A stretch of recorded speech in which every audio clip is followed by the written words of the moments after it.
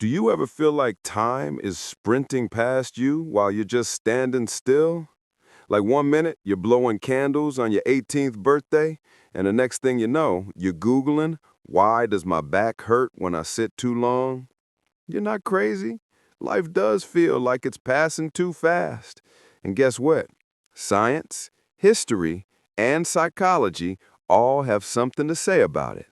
Tonight, we're diving into the weird, funny, and slightly depressing reasons why time slips away from us and why your 20s felt like a whole decade, but your 30s feel like one long weekend.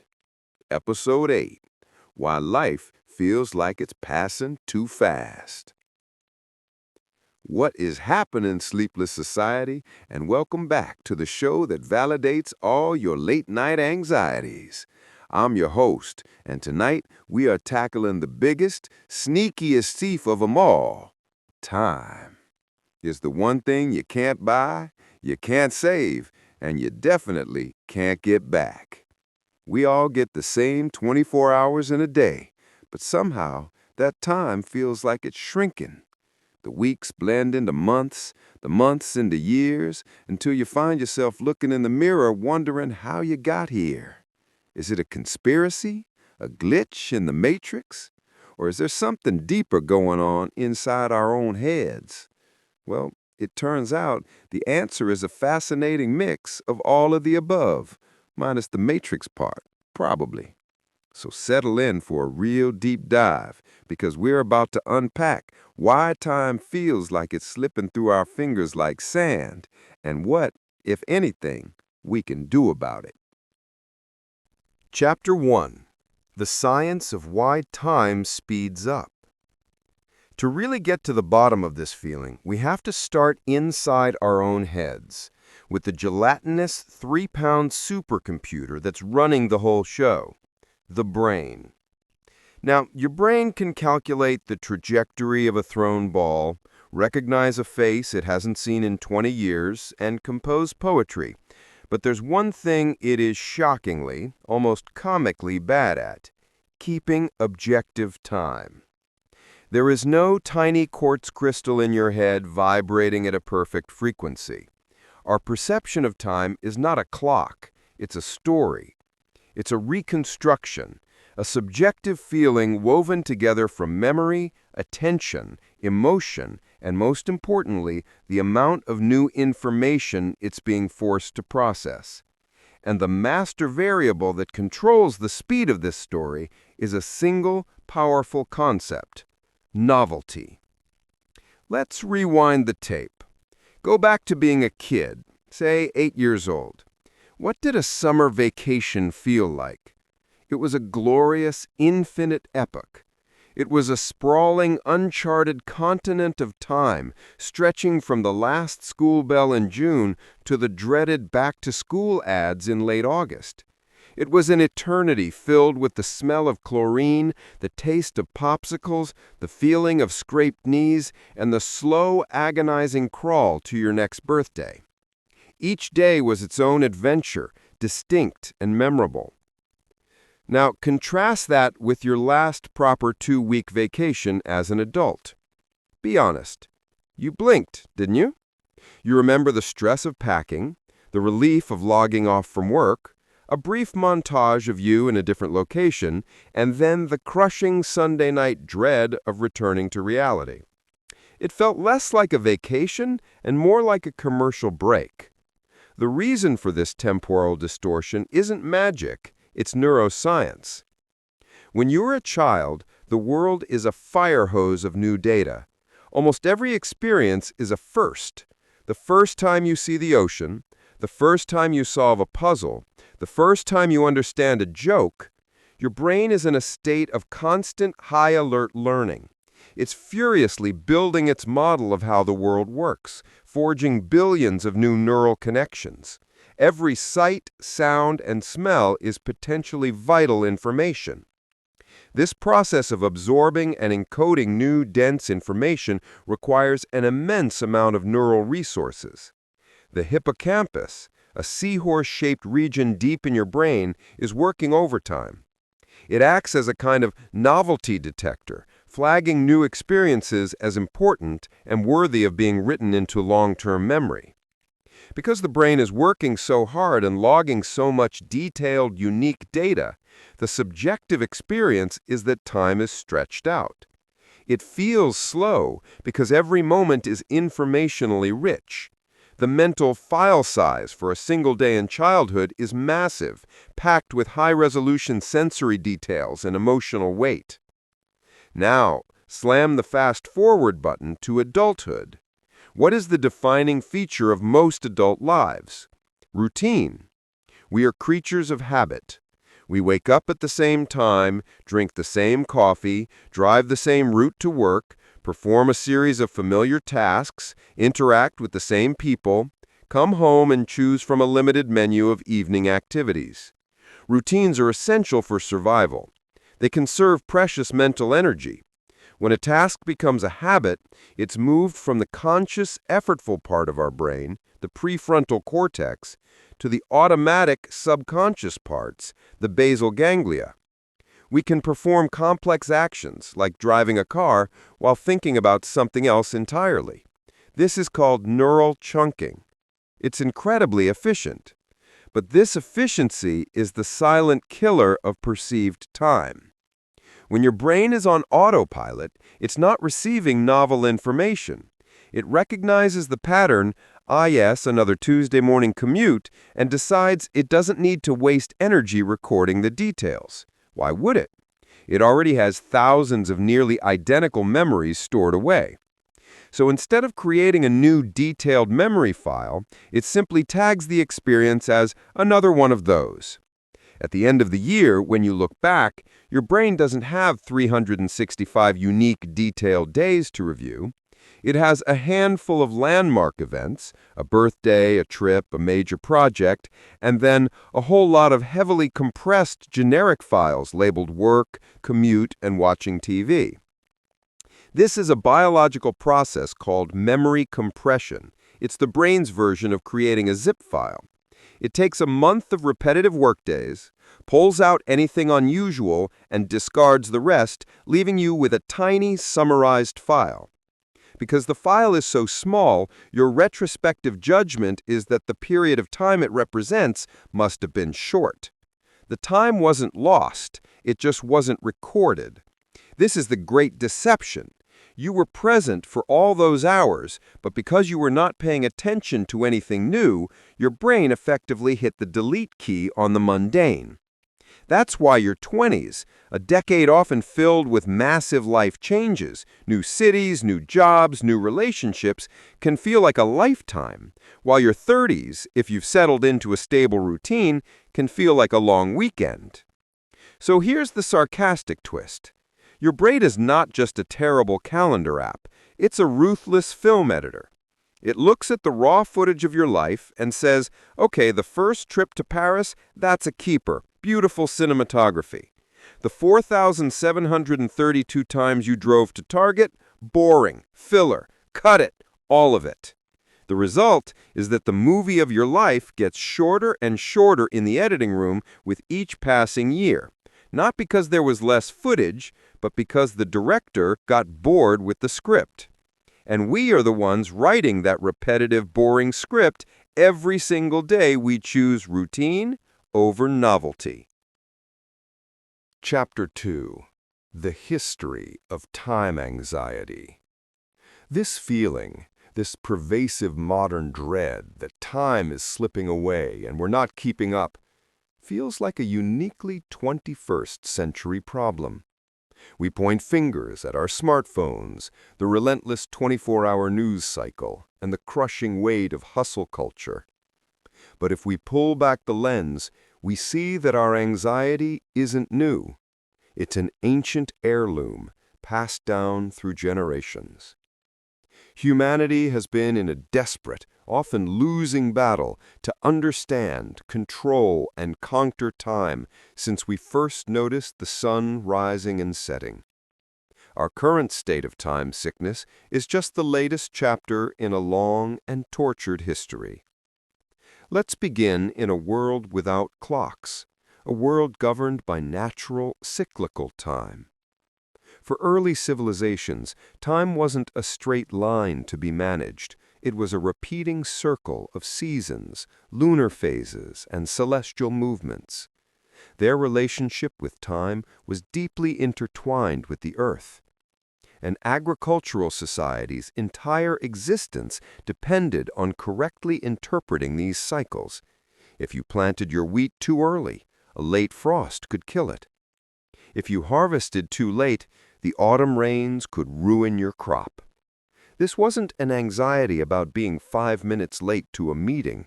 It was a profound existential anxiety about community survival. Time wasn't an abstract concept. It was a powerful, often fickle deity. They built monolithic structures like Stonehenge in England and the Newgrange Passage Tomb in Ireland, not just as temples, but as massive, sophisticated calendars designed to align with the solstices. They were desperate attempts to pin down time, to predict its behavior, to appease it. The Egyptians, whose lives were dictated by the annual flooding of the Nile, created one of the first 365-day calendars. Their anxiety was about cosmic order, or Ma'at. A disruption in the predictable flow of time meant a descent into chaos. Even the ancient philosophers were obsessed. The Greeks gave us Kronos, the god who devoured his own children, a terrifyingly apt metaphor for how time consumes all things. Philosophers like Heraclitus noted that you cannot step into the same river twice, recognizing the relentless, ever-changing flow of time. The Roman Stoics, particularly Seneca, wrote extensively on the shortness of life. He argued that life isn't inherently short, but that we make it short by wasting our time on trivialities. He urged people to live with intention, to treat their time as their most precious, non-renewable resource. This sounds remarkably like a modern self-help guru, proving that people have been procrastinating and feeling guilty about it for at least 2,000 years. For centuries, this natural, cyclical sense of time dominated. But then came a profound, world-altering shift. The transition began in medieval monasteries, where monks needed to pray at specific, fixed times throughout the day and night. They developed early mechanical clocks driven by weights and gears, with bells that would toll the canonical hours. This was the first major step in divorcing human activity from the natural cycle of the sun. But the true revolution, the one that put all of humanity on the clock, was the Industrial Revolution. The factory floor is the birthplace of modern time anxiety. In an agricultural world, work was task-oriented. You worked until the field was plowed. In the factory, work became time-oriented. You worked for a set number of hours. The invention of the reliable, affordable clock and its placement in public town squares and on factory walls changed everything. The factory whistle, not the rooster, now dictated when your day began and ended. Your life was now segmented into abstract, interchangeable units, hours, minutes, seconds. And with the advent of wage labor, this famous phrase from Benjamin Franklin became the mantra of a new age: time is money. This was a seismic shift in human consciousness. If time is a resource that can be spent, it can also be wasted. The concept of wasting time as a moral failing is a direct product of the industrial age. It created a new kind of pressure, the pressure of productivity. You had to account for your hours. Time spent idle was time you weren't earning, weren't producing, weren't contributing. This mindset bled from the factory into every aspect of life. Schedules, timetables, and deadlines began to govern society.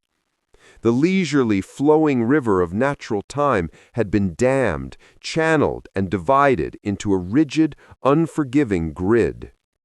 This new linear, finite view of time also amplified an old philosophical idea, memento mori, remember you will die. In the Victorian era, this became a cultural obsession. With scientific advancement chipping away at religious faith, people were confronted with the stark reality of their own mortality in a new way. They were acutely aware that their clock was ticking. This wasn't just a philosophical musing, it was a source of deep, pervasive anxiety. They became obsessed with legacy, with making their mark, with not wasting their allotted span of time. And that brings us directly to today. We are the inheritors of this entire legacy of anxiety. We have the farmer's fear of missing life seasons, marriage, career, etc., combined with the factory worker's fear of wasting a single productive minute. Our technology has simply put this anxiety on steroids. Our digital calendars schedule our lives down to 15-minute increments. Our phones provide an endless stream of distractions, which we then feel guilty for indulging in because we're wasting time. We are constantly bombarded by the highlight reels of others' lives on social media, making us feel like we're not using our own time productively or excitingly enough. The hustle culture that glorifies burnout is just the factory owner's mindset turned into a personal brand. It's no wonder life feels like it's speeding up. We've taken the beautiful, cyclical nature of existence and forced it into a brutally efficient, unforgiving linear spreadsheet. And we are constantly terrified of the numbers not adding up. Ancient people feared missing the harvest. We fear missing a Netflix episode or an email notification. Truly, we've evolved. Chapter 3: The Psychology of Time and Aging. We've covered the neuroscience of novelty and the historical weight of the clock. But there's another critical piece of this puzzle, one that everyone over the age of 25 feels in their bones. It's the undeniable, almost physical sensation that with each passing year, the accelerator pedal of time gets pushed a little further to the floor. The cliché your grandparents told you is true. Time speeds up as you get older. This isn't just a feeling or a poetic metaphor. It's a consistent and predictable feature of human psychology, and there are several fascinating and slightly unsettling reasons why. The most famous and intuitive explanation is what's known as the proportional theory. It's a simple but powerful idea based on ratios. Your perception of the length of a period of time is relative to the total amount of time you've already lived. Let's break that down. When you are 5 years old, one single year, the journey from your 5th birthday to your 6th, constitutes a whopping 20% of your entire life. It's a monumental chunk of your existence. It's a fifth of everything you've ever known. It is, proportionally, a very, very long time. Now fast forward to when you're 50.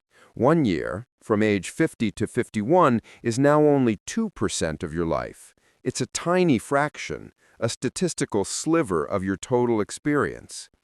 From a purely mathematical standpoint, each subsequent year of your life is a progressively smaller percentage of the whole.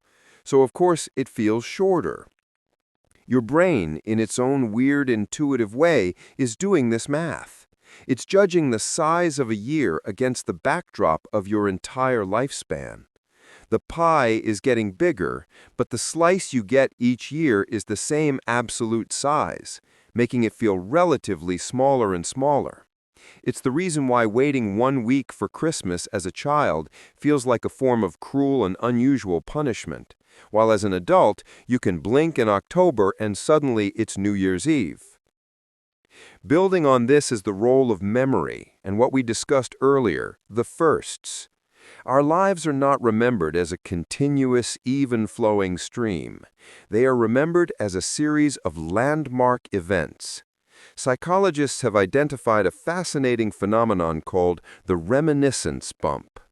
When you ask older adults to recall memories from their lives, they disproportionately remember events that happened between the ages of about 15 and 25. Why that specific window? Because it's a period of life that is absolutely saturated with firsts. Your first love, your first heartbreak, your first car, your first time living away from home, your first real job. It's a decade of intense identity formation, emotional volatility, and profound novelty.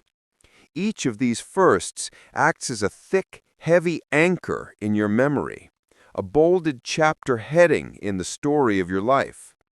After this period, for many people, life settles down. The firsts become fewer and farther between. You have your first child, perhaps, or your first mortgage, but the sheer density of novel, life-defining events decreases dramatically. As a result, the decades after the reminiscence bump can feel compressed and emptier in retrospect. They have fewer unique anchors to stretch them out in our memory. This leads us to another bizarre quirk of our minds, our complete inability to accurately place events on a timeline. The process is known as temporal telescoping. It works in two ways. We tend to think that very distant events happened more recently than they did, forward telescoping, and that recent events happened longer ago than they did, backward telescoping. This is why the 1990s might feel like they were about 15 years ago, not 30. Your brain isn't consulting a calendar. It's judging the distance to a memory based on the number of other significant landmark memories between then and now. Since your teens and 20s were so dense with memories, the reminiscence bump, the distance to that era feels shorter. There are a lot of points of interest on that mental map. But the last few years, if they've been routine-heavy, might be a memory desert with few landmarks. So when you think of that vacation you took 3 years ago, your brain crosses that desert and thinks, wow, that feels like it was a long time ago, even though, objectively, it's much closer than the 90s. This is the source of that constant disorienting feeling that your internal timeline is broken. Because it is. It's not a ruler. It's a warped piece of elastic, stretched out in some places and compressed in others. So yes, when you remember the year 2000 and the Y2K panic, and it feels like a decade ago, take a deep breath. It's been a quarter of a century. You can cry about it. It's a perfectly rational response.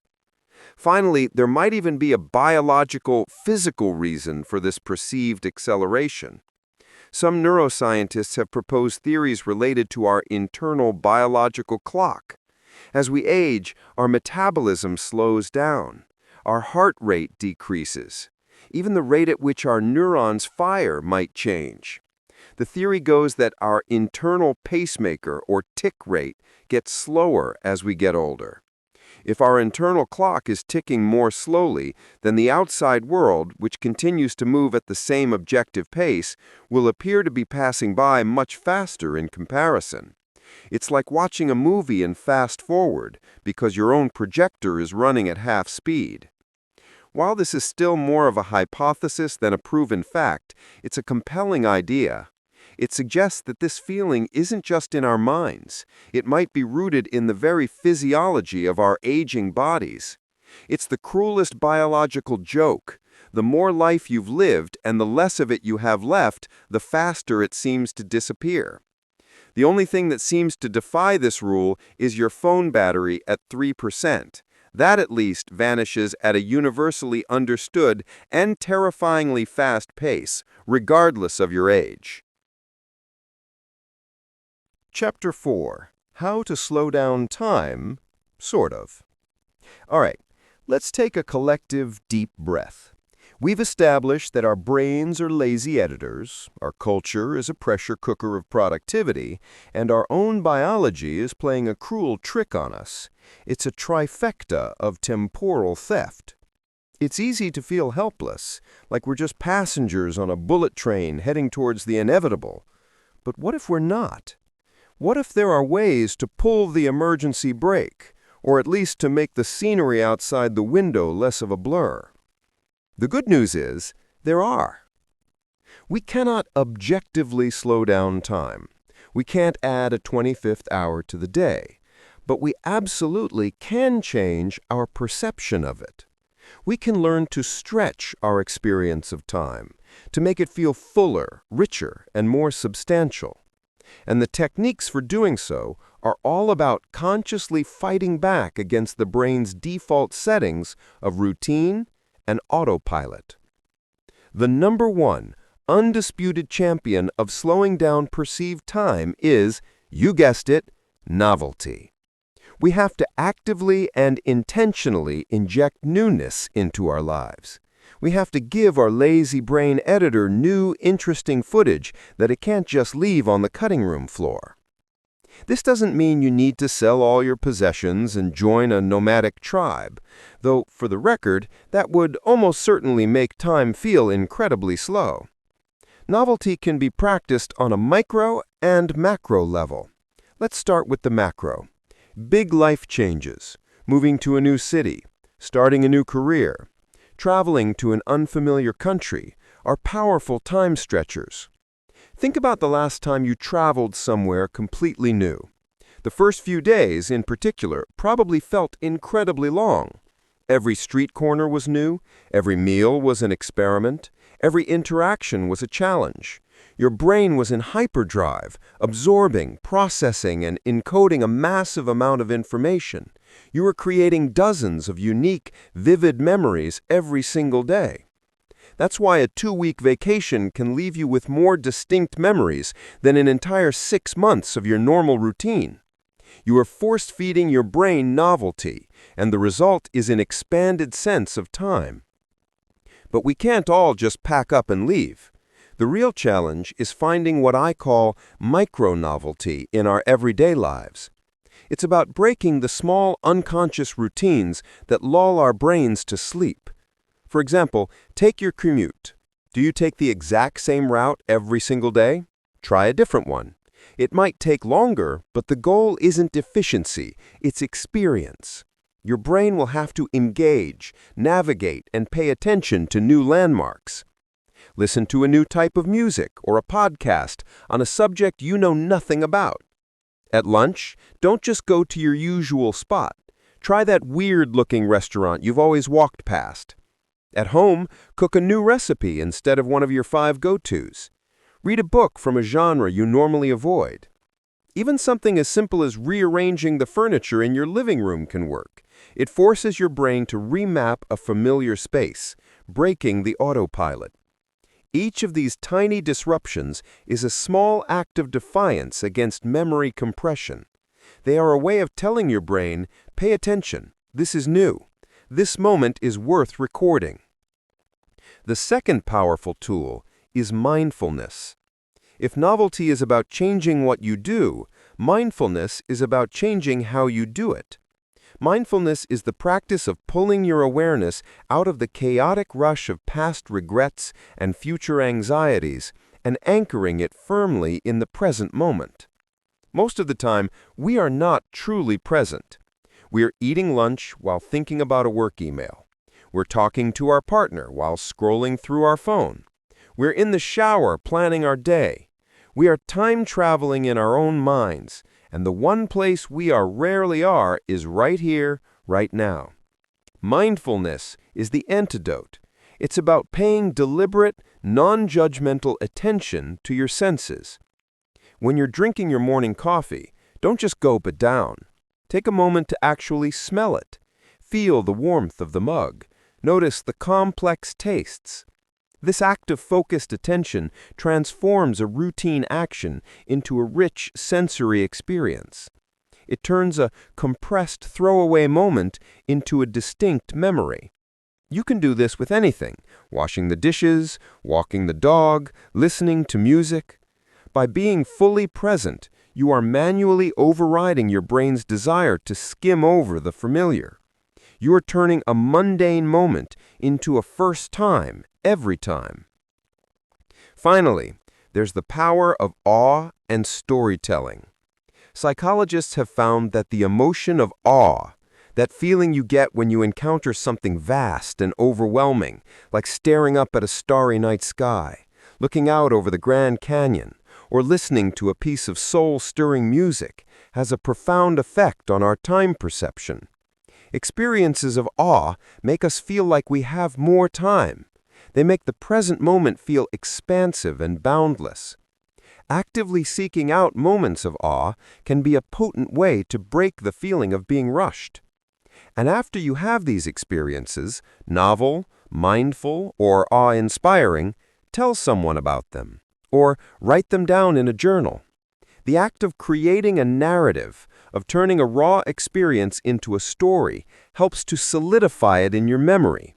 It gives it structure and significance, ensuring it doesn't just fade into the blur. So, the ultimate twist is this: maybe the goal isn't to stop time, or even to slow it down.